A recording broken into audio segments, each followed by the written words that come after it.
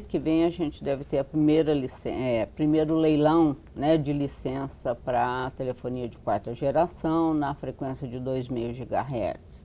As operadoras celulares resistiram um pouco ao leilão nesse momento, as condições iniciais que foram lançadas pelo governo, mas agora o cenário está definido, as regras aprovadas, já foram divulgadas a semana passada, e além da Claro, que desde o início se manifestou interessada em participar do leilão, recentemente a TIM já anunciou que vai também participar. Eu queria saber como é que é a posição da Telefônica, que estava reticente, a Telefônica Vivo, se agora também já tem uma posição definida. Olha, nós aqui começamos a trabalhar nesse leilão alguns meses atrás, né?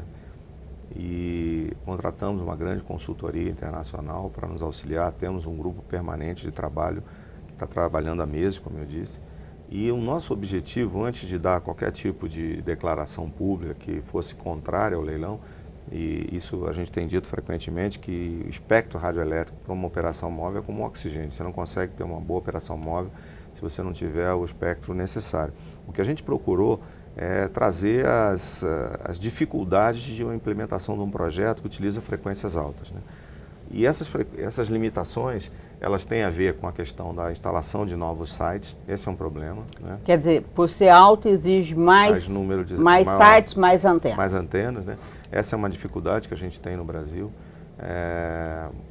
Em algumas municipalidades, agora mais recentemente, como na cidade de São Paulo, a gente vê que existe movimento da própria municipalidade no sentido de criar regras mais rigorosas, e essas regras mais rigorosas que já estão sendo aplicadas para o momento atual, acabarão sendo uma dificuldade adicional para esse novo momento, porque pelas nossas avaliações a gente vai precisar de 3 a 4 vezes mais sites do que nós temos hoje para as frequências de 2,5, para que elas operem adequadamente. Então a gente sempre procurou levantar essa questão da dificuldade de fazer um projeto que tenha metas de cobertura muito agressiva em função da dificuldade de colocação de novos sites, ainda que a gente compartilhe esses sites com outros operadores. Isso foi uma coisa que a gente sempre colocou para que o Estado brasileiro não desconhecesse esse aspecto. O outro aspecto que a gente sempre colocou é a questão de que o serviço móvel, ele tem a ver com as redes, tem a ver com os sites, colocava isso agora há pouco, mas tem também a ver com os equipamentos terminais, né?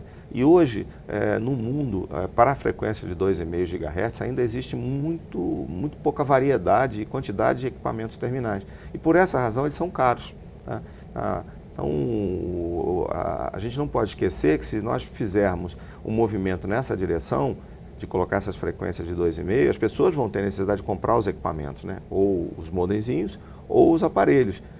Esse é um custo das pessoas. E se esses terminais eles acabarem não tendo em volume suficiente, em quantidade suficiente, em variedade suficiente, as pessoas vão acabar tendo pouca opção de escolha e também pagando mais caro. O que vai acontecer na prática, e a maioria das pessoas às vezes não considera esse aspecto, é que o grande projeto de 2,5 GHz no mundo é o projeto da Alemanha.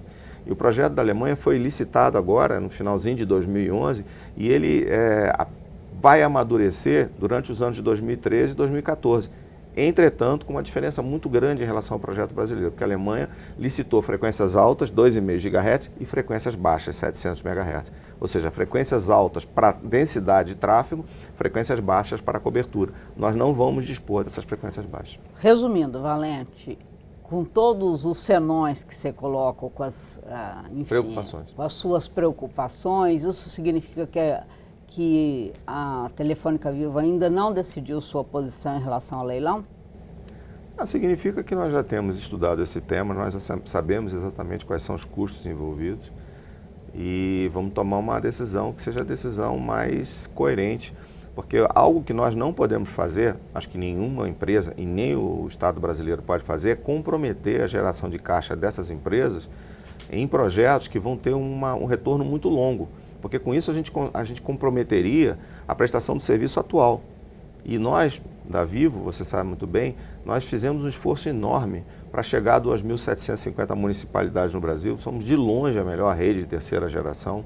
Essa rede de terceira geração agora em meados do ano de 2012 será uma rede que vai estar com 3,5G, com a tecnologia HSPA Plus em todos esses municípios. Então nós vamos tomar uma decisão que seja a decisão que obviamente não desconheça o futuro, mas também não desconheça o presente.